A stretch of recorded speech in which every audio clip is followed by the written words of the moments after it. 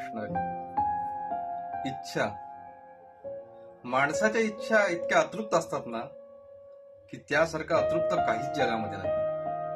आणि विशेषतः ह्या इच्छा कधीच मथाऱ्या होत नाही, हे एक विशेष.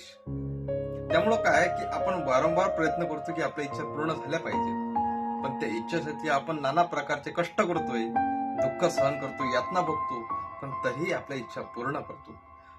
पण त्यानंतर जर आपली इच्छा पूर्ण झाली नाही, त्यानंतर आपण मात्र देवाला दोष देतो. पण देवाला आपण हे कधीच बोलत नाही की देवा माझ्या इच्छा शांत कर.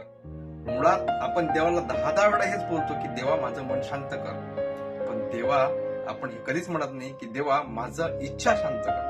खरं दुःखाचं मूळ म्हणजे आपली इच्छा आहे, आणि जोपर्यंत आपली इच्छा कमी होणार नाही तोपर्यंत आपलं दुःख नाहीच होणार नाही. कारण जोपर्यंत इच्छा आहे तोपर्यंत आपल्या मनात तळमळ आहेच आणि दुःख सुद्धा आहेच. राम.